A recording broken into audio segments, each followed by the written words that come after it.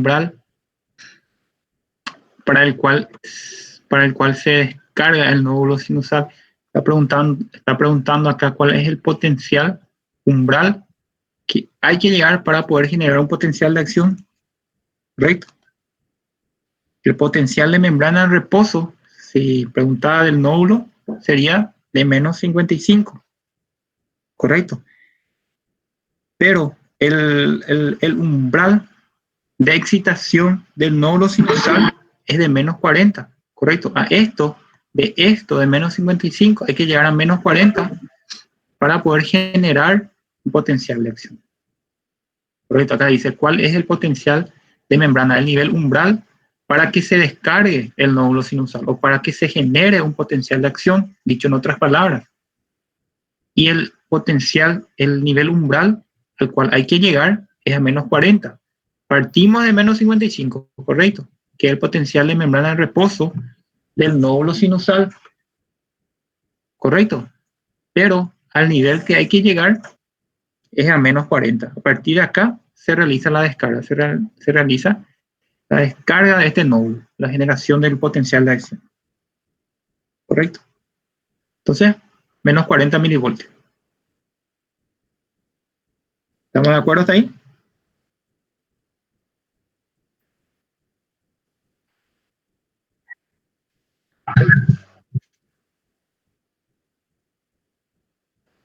Dice el 2. Una mujer de 60 años se le diagnosticó fibrilación auricular, una FA. ¿Cuál de las siguientes afirmaciones describe mejor esta dolencia? ¿Sí?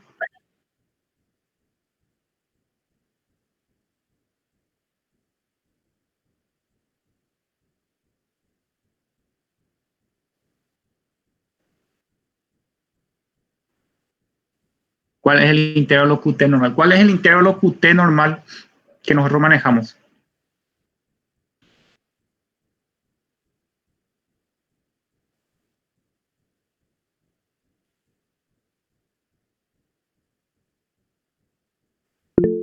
Perfecto. 0,35 segundos, ¿está bien? Son muy cortos.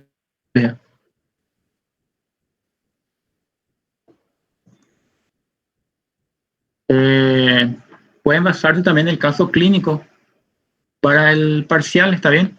El parcial de ustedes va a ser muy parecido a nuestros casos clínicos, ¿correcto? Dice el 2, dice, una mujer de 60 años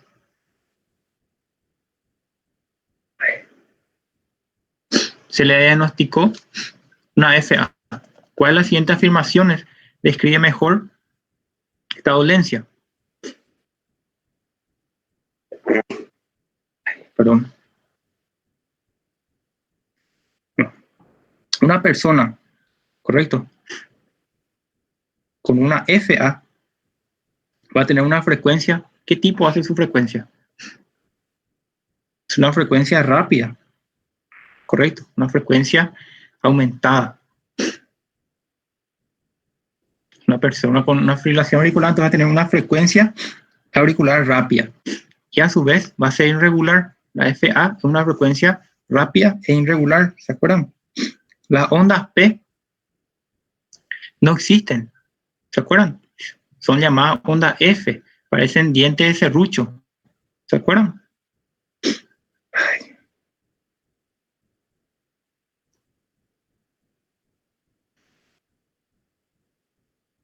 Las contracciones ventriculares no se van a dar en intervalos regulares si es una frecuencia aumentada e irregular, ¿sabes? Entonces no es regular.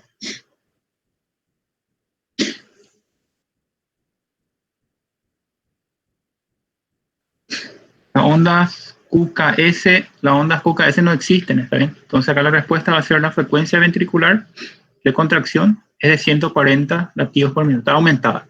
La fibrilación auricular, la frecuencia cardíaca está aumentada, correcto, es irregular y no presenta ondas P, correcto. Parecen dientes en sierra, ondas F. El 3. Dice, una mujer de 60 años acude al médico para su revisión anual. El médico solicita un electro que se muestra en la figura anterior. ¿Cuál es el diagnóstico probable?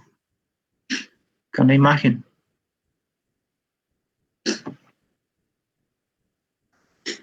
¿A qué diagnóstico llegaron?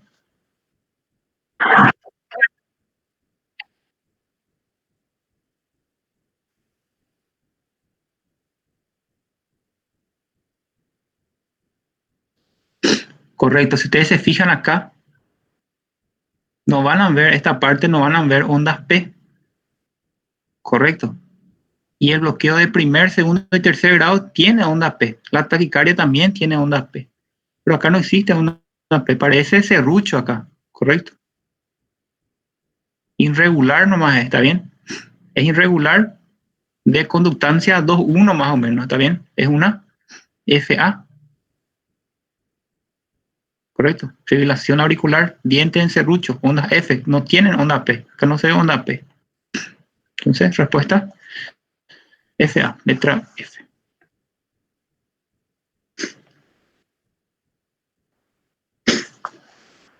Luego dice, un hombre sufrió un infarto de miocardio a los 55 años, ahora tiene 63 años. Utilice el registro de la derivación 1. O sea, ¿verdad? ¿Cuál es la frecuencia cardíaca? ¿Cuál es la frecuencia cardíaca que encontraron acá?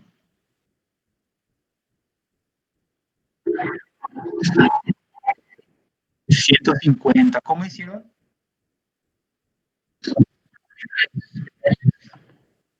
Perfecto. Puede ser dividiendo 300 la cantidad de los cuadrados grandes. Si ustedes se fijan, acá hay dos cuadrados grandes. Un cuadrado grande, otro cuadrado grande. Tú también. Un cuadrado grande, dos cuadrados grandes. Entonces es 300 dividido 2, ser 150. Correcto. Frecuencia cardíaca, entonces, 150. Letra. Ahora dice, ¿cuál es el diagnóstico al que llegaron?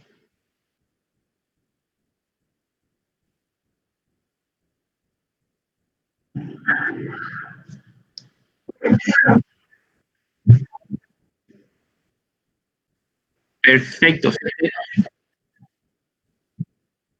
Perfecto. Hay un aumento. Correcto. Correcto. 150 es la frecuencia de este paciente. Está aumentado su frecuencia. Correcto. Pero su electro se agrandan. Acá se ve muy chico nomás. Es normal.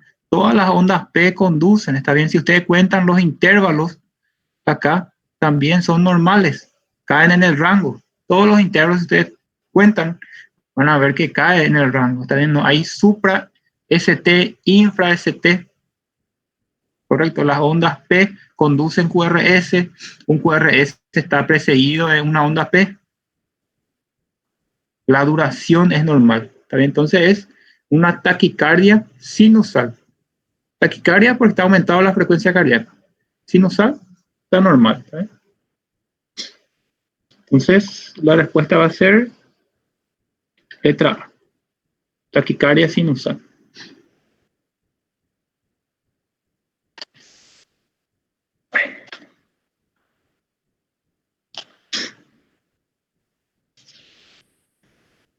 Con respecto al número 6,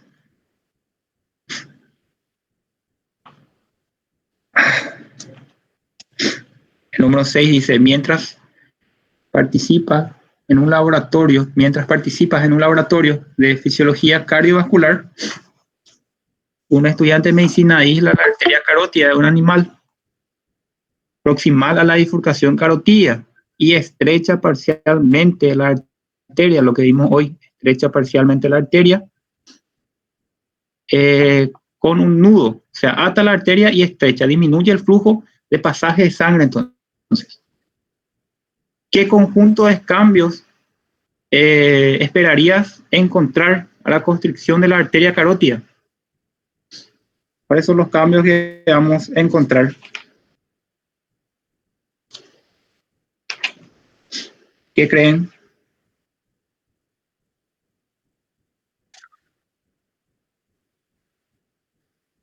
¿Qué más? La constricción de la carótida, ¿qué va a producir? va a producir una disminución de pasaje de sangre hacia arriba. Hacia arriba están nuestros vasoreceptores. ¿Y qué va a detectar nuestro vasoreceptor? Va a detectar una disminución de la presión arterial, porque no está pasando sangre, no se distiende ese vaso, entonces detecta que la presión está baja. Correcto. ¿Y qué va a producir el descenso de la presión arterial?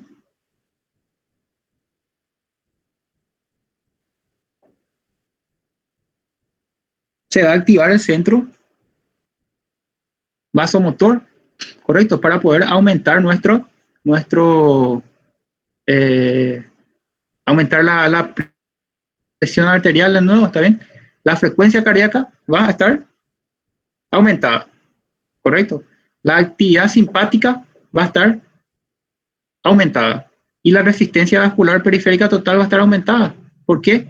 Porque al comprimir ese vaso, al ocluir ese vaso, correcto, la sangre no va a pasar hacia ese sentido.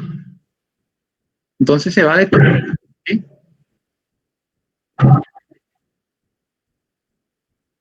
Claro. Al ocluir, voy a ver si acá no dibujo.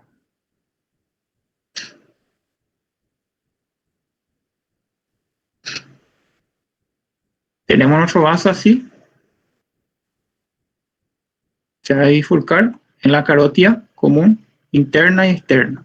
Lo que hizo este estudiante es atar acá un nudo, correcto, y disminuyó de calibre entonces este vaso. Entonces la sangre que pasa acá no pasa acá o pasa menos cantidad de sangre, disminuye el flujo, correcto. Entonces este vasoreceptor que está acá detecta esto, detecta que la presión está baja. Eso es lo que detecta este vasoreceptor. No se da cuenta que alguien ató acá un nudo, solamente detecta que la presión está baja. ¿Y qué va a realizar este vasoreceptor para compensar eso? Con respecto a la frecuencia cardíaca, va a aumentar para bombear más sangre, para ver si no se vence esta dificultad, correcto, para que la sangre llegue principalmente hacia arriba, correcto, hacia el sistema nervioso. Más todavía si hay una isquemia del centro vasomotor, como vimos, está bien, va a activar entonces va a aumentar entonces la actividad nerviosa simpática. Correcto, el simpático es el que está aumentado. El simpático va a producir vasoconstricción, correcto. Esa vasoconstricción va a producir ¿qué? Un aumento de la resistencia vascular periférica total. Entonces va a estar aumentado los tres para poder aumentar la presión arterial y de esta forma vencer esta construcción acá, correcto.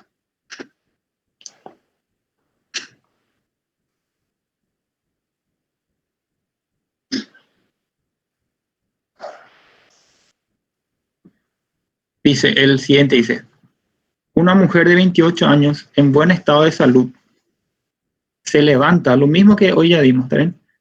Buen estado de salud se levanta desde una posición supina. Al cambiar de posición supina a erguida, al levantarse, se produce una disminución transitoria de la presión arterial que es detectada por los vasoreceptores arteriales situados en el arco aórtico y en los senos carotídeos. Correcto. ¿Qué conjunto de cambios cardiovasculares se producirá más probablemente como respuesta a la activación de los vasoreceptores? ¿Qué se va a producir? Se va a producir una descarga simpática, correcto, para minimizar la caída de la presión arterial. Lo que vimos hoy, correcto, la importancia de estos vasoreceptores. Si no, teníamos estos vasoreceptores al levantarnos, al estar acostados y levantarnos, la presión va a caer tanto en la cabeza que vamos a desmayarnos nuevamente, correcto, vamos a caernos. Y mediante estos vasoreceptores no ocurre esto, ¿está bien? Entonces estos vasoreceptores cuando nos levantamos, estamos acostados, nos levantamos, minimiza esa caída de la presión arterial. ¿Y cómo minimiza? Produciendo una descarga simpática. Entonces lo que produce es una descarga simpática. Aumenta la actividad simpática.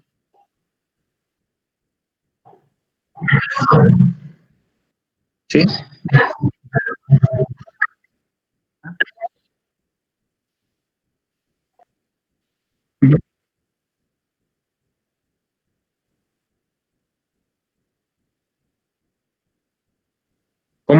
¿Me fala un poco?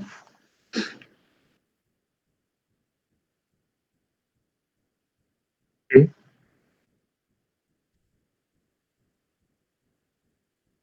Ajá.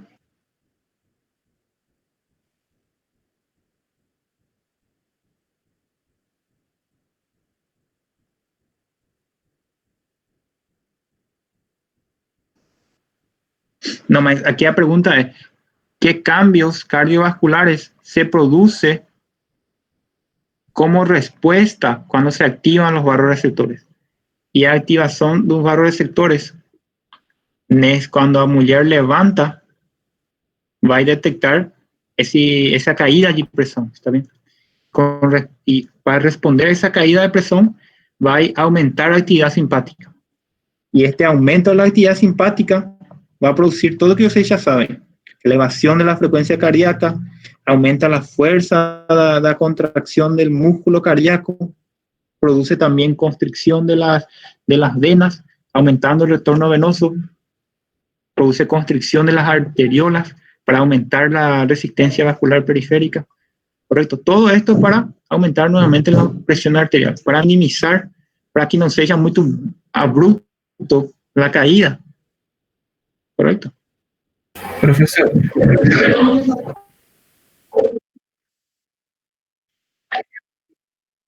Claro. Si cae la presión arterial, lo que vamos a hacer es lo contrario, tratar de aumentar otra vez.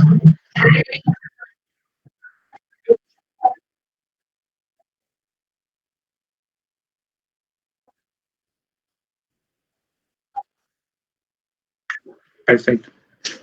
Isso vai cair no exame de você. Então, agora já entenderam, está bem? Professor Hector, volta de novo nessa pergunta, por favor. Sí, sí. Dice, una mujer de 28 años en buen estado de salud se levanta en una posición supina, ¿está bien? Al cambiar de posición supina erguida, la mujer está deitada, luego levanta, ¿está bien? Se produce una disminución de la presión arterial por un momento, transitorio, por un momento de la presión arterial. Esta disminución de la presión arterial es detectada por los vasoreceptores que se encuentran en el callado aórtico y en los senos carotídeos. ¿Correcto? Ahora, ¿qué cambios cardiovasculares se va a producir? Se producirá más probablemente a respuesta de la activación de este vasoreceptor. Este vasoreceptor se activó porque esa mujer se levantó, la estaba deitada y levantó, y se activaron esos vasoreceptores. ¿Y qué vamos a hacer si esos receptores activados? Cuando la mujer levanta,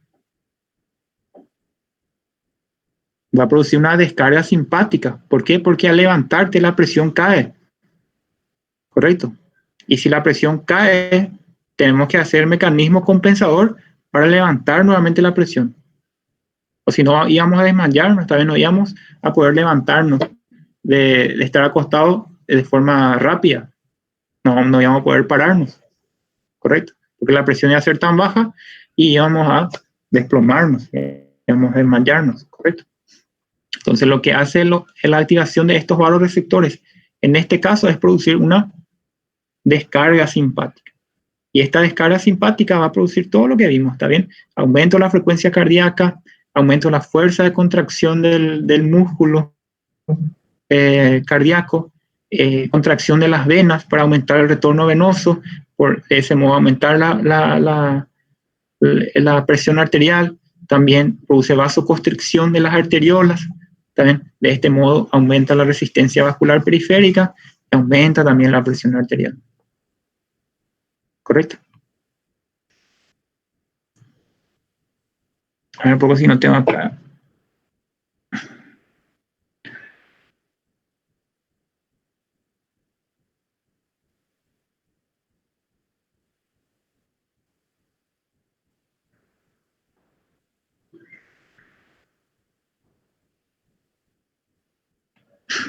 Este de acá, que habíamos explicado, ¿correcto? Cuando la persona está acostada, luego se levanta, cae de forma transitoria la presión en la cabeza, ¿correcto? Esta caída, la presión va a activar nuestro reflejo vasoreceptor. ¿Y qué va a producir nuestro reflejo vasoreceptor? Va a producir una descarga simpática para de esta forma minimizar el descenso de la presión, para que el descenso de la presión no sea tan brusco, tan abrupto, para que podamos soportar este descenso de la presión, ¿correcto? Y la descarga simpática va a producir todo lo que ya vimos, ¿correcto? Aumento de la frecuencia, aumento de la fuerza de contracción, vasoconstricción a nivel arteriolar, vasoconstricción a nivel venoso, ¿correcto?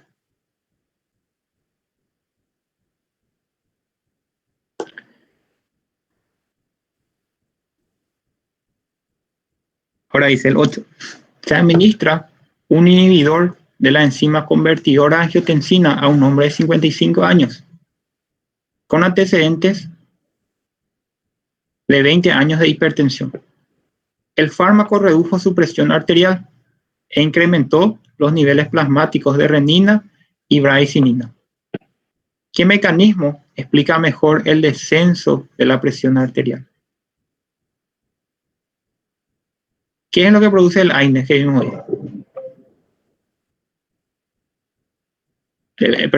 IECA. ¿Qué produce el IECA? Inhibidor de la enzima convertidora de angiotensina.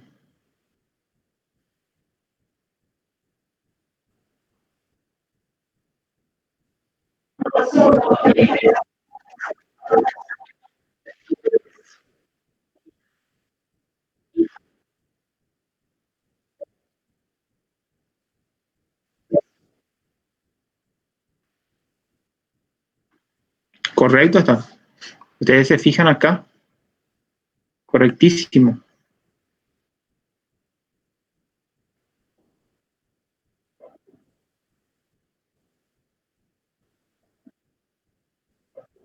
Este virus de acá que molesta. Perfecto. Entonces acá tenemos la renina convierte angiotensinógeno en angiotensina 1 y la ECA convierte angiotensina 1 en angiotensina 2. Correcto. Ahora, ¿qué produce el inhibidor de la enzima convertidora de angiotensina, la IECA?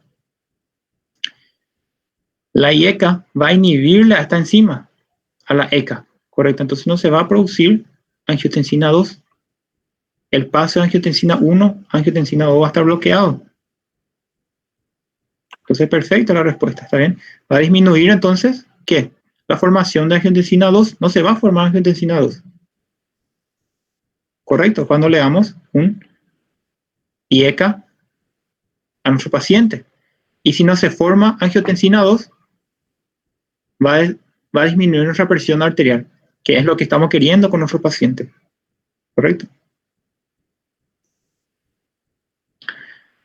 El 9. Dice, ¿cuál de los siguientes vasos? Tengo una pregunta directa. Dice, ¿cuál de los siguientes vasos tiene la mayor área de sección transversal del sistema circulatorio? ¿Cuál de estos vasos es encargado de regular el flujo sanguíneo que habíamos visto?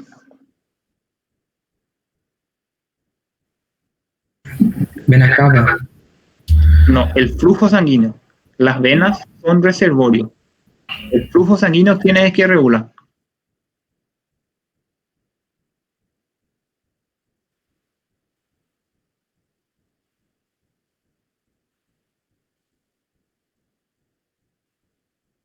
Correcto. Esa tabla muestra que el sumado todos los capilares juntos, correcto. Si ustedes se fijan, será acá.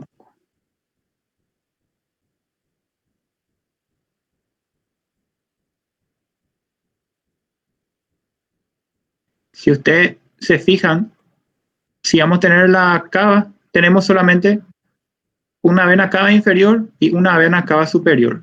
Y este es su sección transversal. Ahora los capilares son más pequeños, correcto. Pero al sumar todos los capilares de nuestro cuerpo, el área transversal del capilar es mucho mayor comparado a la aorta, por ejemplo, correcto.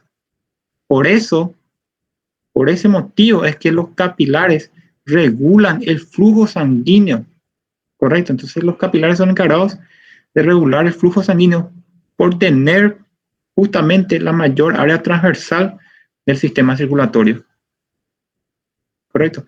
Las venas sirven de almacenamiento. Professor, ¿Sí?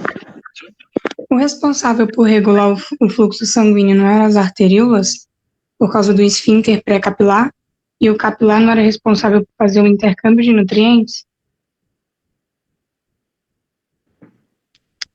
Correcto lo que está diciendo.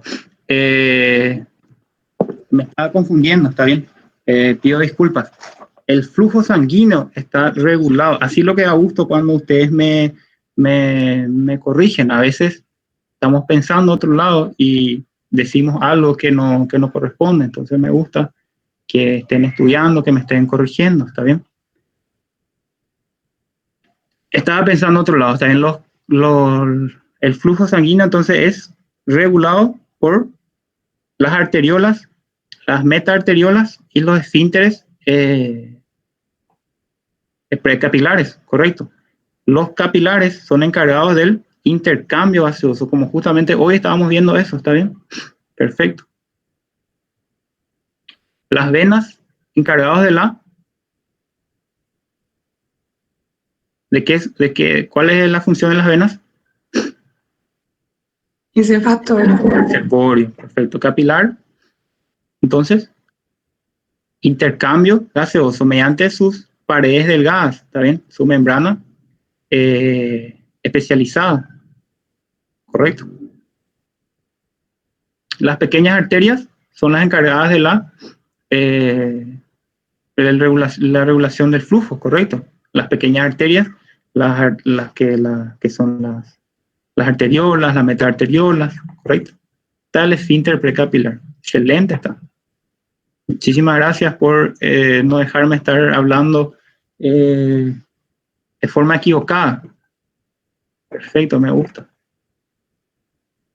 Muy bien, entonces acá la respuesta con respecto a la mayor área de sección transversal, vamos a tenerle a los capilares.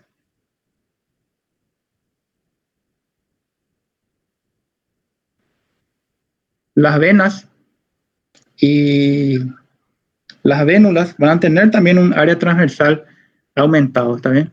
Solamente que comparado con los capilares no son lo suficientemente grandes, si ustedes se fijan en ese cuadro justamente que habíamos visto.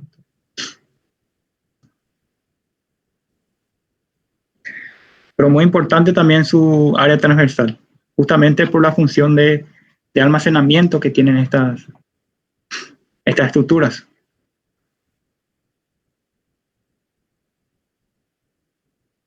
Vamos a ver entonces. El 10. ¿Quedó aclarado esto? Me disculpan por lo que dije al principio, ¿está bien? Y le agradezco por haberme corregido a tiempo.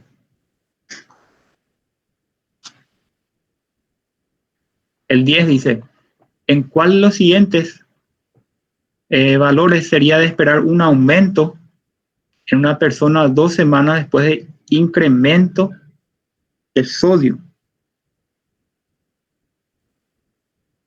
¿En cuál de los siguientes valores sería de esperar un aumento 2 semanas después de haber incrementado la ingesta de sodio?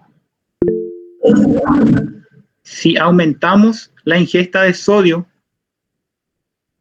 correcto, esto va a llevar a un aumento de la presión arterial, correcto, un aumento. Entonces vamos a tratar de disminuir la presión arterial. Correcto. La angiotensina, estoy acá arriba, la angiotensina 2, ¿qué va a producir? Va a producir un aumento de la presión arterial. Si nuestra presión arterial ya está aumentada por el aumento, como vimos hoy, por el aumento de la ingesta de sodio, ¿para qué vamos a querer aumentar más otra vez la presión? Correcto, no vamos a querer aumentar la presión. Entonces, no va a ser la angiotensina 2. La aldosterona produce lo mismo. Correcto. Acá dice excreción de potasio. Estamos hablando de sodio. Correcto. Cuando hay una ingesta de sodio siempre hay una excreción de potasio, o sea, en viceversa, ¿correcto? Entonces, un aumento de la ingesta de sodio, ¿qué va a producir?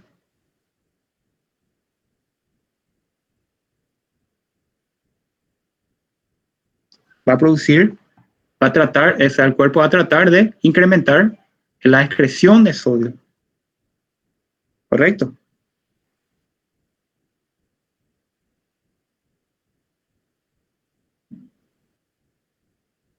¿Y cómo vamos a realizar esto? Mediante el péptido, ¿correcto? Una de las funciones del péptido es aumento de la excreción de sodio. Entonces, esta sería la respuesta en este caso.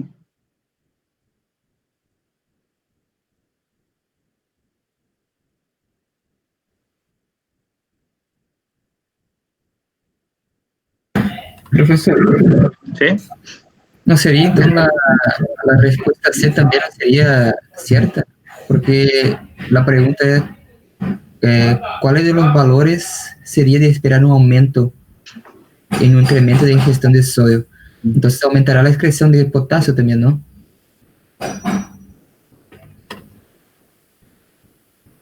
Cuando tenemos mucho sodio, vamos a pensar así, cuando tenemos mucho sodio,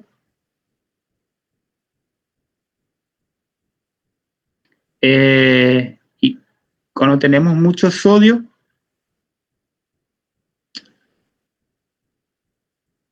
el potasio va a estar, vamos a tratar de, si vos tenés un aumento de sodio, pensá así, si vos tenés un aumento de sodio, vas a tratar de eliminar sodio, ¿correcto?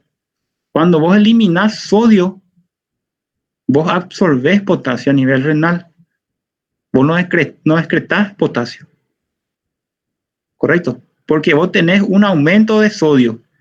Si vos tenés mucho sodio, tu presión va a estar aumentado, ¿correcto? Vas a tratar de disminuir. ¿Cómo vas a disminuir? Eliminando más sodio. Si vos eliminás más sodio, ¿qué vas a producir con tu potasio? Vas a absorber sentido opuesto, ¿correcto? ¿Se acuerdan? Bomba, sodio, potasio. Entonces, si vos tenés mucha cantidad de sodio, consumiste más sodio, vas a tratar, ¿qué va a tratar de hacer tu cuerpo? Si vos aumentaste tu consumo de sodio, ¿qué va a tratar de hacer tu cuerpo? Va a tratar de eliminar tu sodio, ¿correcto? Entonces va a eliminar tu sodio. Y al eliminar tu sodio, ¿qué va a hacer con tu potasio? Va a absorber tu potasio. Entonces va a aumentar la absorción de tu potasio, no tu excreción. ¿Se entiende? Sí, lo entiendo. Pero acá es como si hay una gran cantidad de sodio en el organismo, no podría tener una gran cantidad de potasio, y sin una gran cantidad de excreción de potasio. Claro, va a haber una cantidad de potasio, pero no excreción de potasio. No vas a eliminar potasio si vos tenés mucho sodio. No sé si me entendés. Si vos tenés mucho sodio, correcto, vos vas a tratar de eliminar sodio, pero al eliminar sodio vos vas a reabsorber potasio. ¿Correcto? Y acá Sí. dice excreción, por eso nomás está mal. ¿Se entiende ahora o quedó más confuso? ¿Yo? No, yo pensé que con el aumento de sodio en el organismo no podría tener una gran cantidad de potasio, como si fuese viceversa. Si hay una gran cantidad de sodio en el organismo, entonces tengo que tener poca cantidad de potasio. Pero vos no tenés, vos consumiste sodio, ¿correcto? Y al consumir sodio vas a activar tu mecanismo compensadores. ¿Y qué vas a hacer con tu sodio? Vas a empezar a eliminar, ¿verdad? Pero al eliminar tu sodio, vos no vas a excretar también tu potasio. No va a estar aumentado tu excreción de potasio. Tu absorción de potasio es lo que va a estar aumentado. Porque vos vas a empezar a eliminar sodio. Porque son viceversa, como vos decís. ¿Correcto? Vos consumiste mucho sodio, este sodio va a aumentar tu presión arterial y vas a tratar de bajar toda tu presión arterial. No, correcto, vas a tratar de compensar. ¿Y cómo vas a compensar? eliminando sodio, ¿correcto? Y si vos eliminas sodio, ¿qué vas a hacer con tu potasio?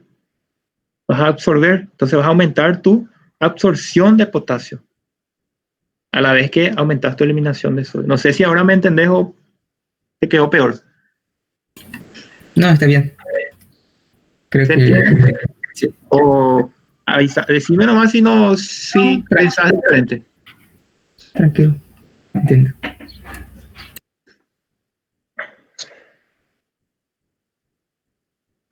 Perfecto. Vamos entonces al siguiente.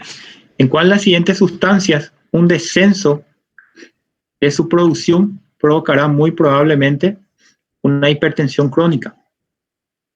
¿Cuál de las siguientes sustancias, un descenso de estas sustancias va a producir un aumento de la presión arterial?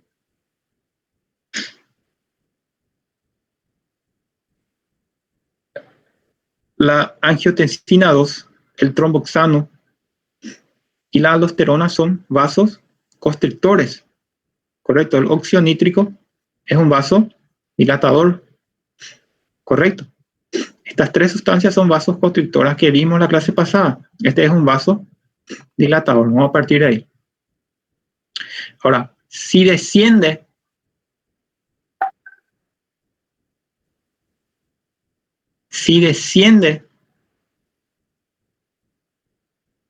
los niveles de un vasoconstrictor, ¿qué se va a producir? La angiotensina 2, por ejemplo.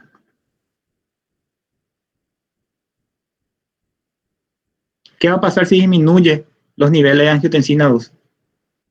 ¿Qué produce angiotensina 2? ¿Aumento de la presión o disminución de la presión?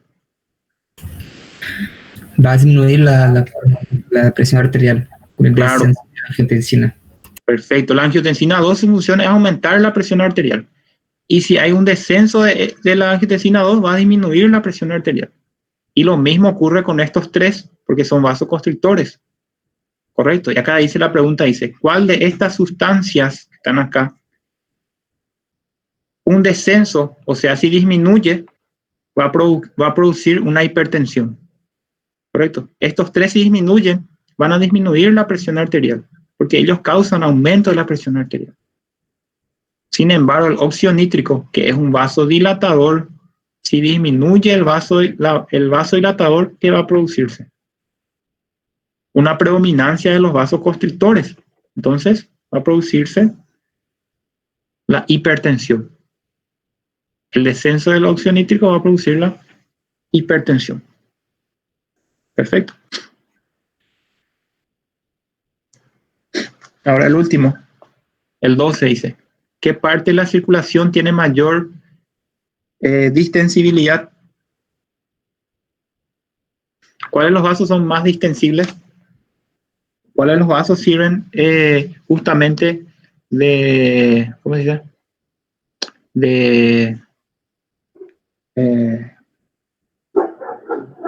¿En cuáles de los vasos se almacena la mayor cantidad de sangre?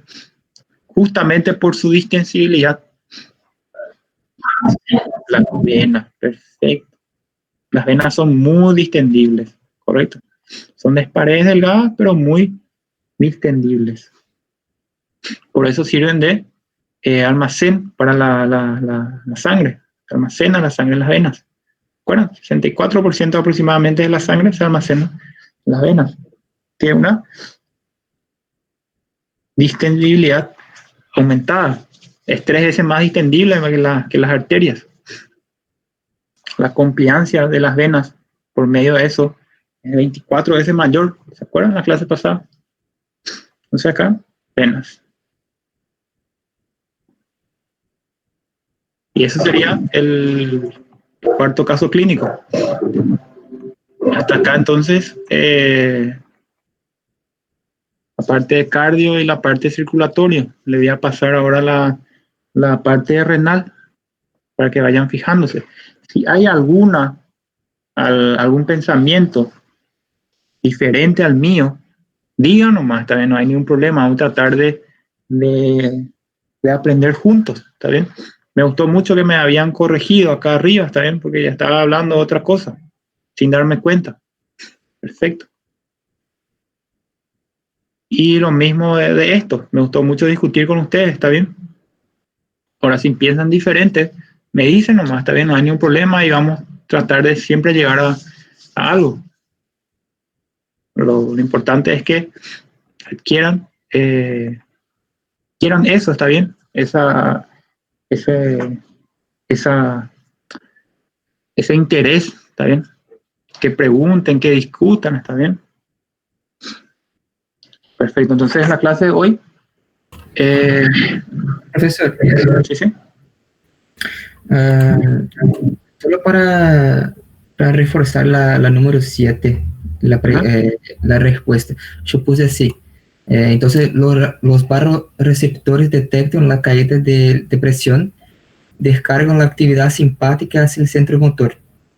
En el centro vasomotor activa la vasoconstricción, aumentando la resistencia periférica arteriolar, la distensibilidad de los grandes vasos, que aumentará el retorno venoso. A la contracción. Se contrae, las venas se contraen y ahí aumenta el retorno venoso. Sí, bueno, y así aumentará la frecuencia cardíaca y la presión arterial. Perfecto. De forma directa, aumenta la frecuencia cardíaca por el corazón y aumenta la frecuencia cardíaca. Ahorita, también de forma indirecta, produce vasoconstricción, ¿verdad? De las arteriolas, aumenta la resistencia vascular y así aumenta la presión, lo que dijiste. También produce vasoconstricción de las venas y de esa forma aumenta el retorno venoso, la sangre que llega al corazón. Y, por ende, aumenta la presión arterial. Eso es lo que produciría una...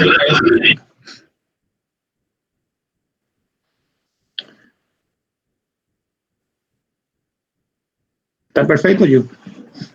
Pessoal, Sí, sí. Rapidão, sobre a questão 10. A questão 10 é, tipo, se a gente tiver uma interpretação diferente, não poderia ser a resposta também à aldosterona? Porque, tipo, a minha interpretação levei em consideração como se a pessoa tivesse ficado, tipo, sem ingesta de sódio por um tempo, sabe? Ele ficou, tipo, ele ingeriu, né, o sal e ficou, tipo, 2 semanas sem ingesta de sódio, como se fosse assim, entendeu? Então, eu interpretei como se fosse aldosterona por conta dessa questão, pela retenção que tem pelo sódio, né?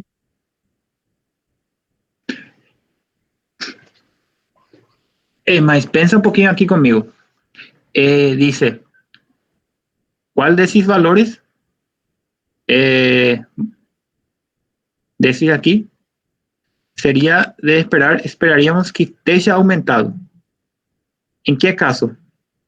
Cuando una persona 2 semanas después de haber incrementado su ingesta de sodio, usted fez o estudio 2 semanas después que esa persona comenzó a ingerir más sodio. Correcto. El sodio que va a producir en la persona, si usted consume más sodio, ¿qué va a producir? Una retención de líquido. Correcto.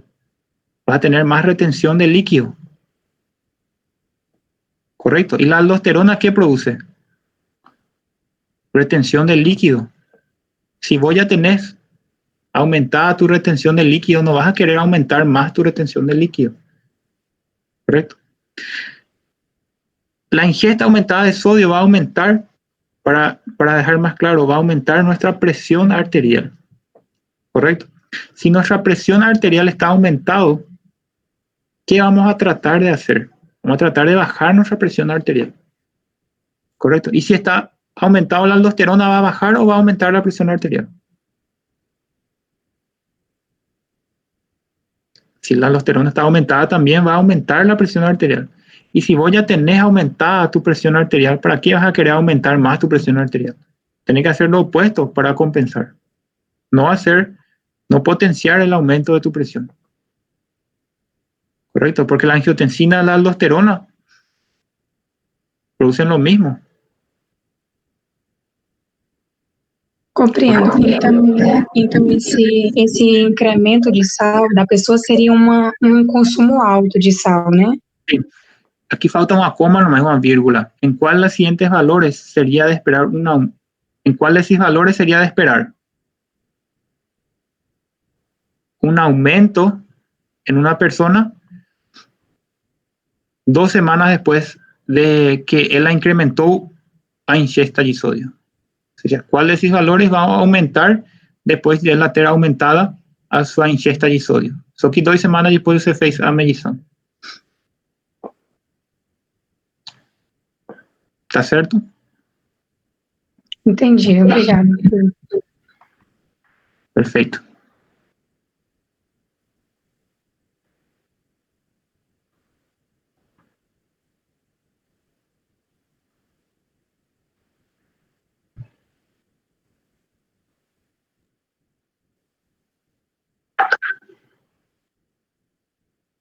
Perfecto, entonces cualquier cosa me vuelven a escribir, ¿está bien?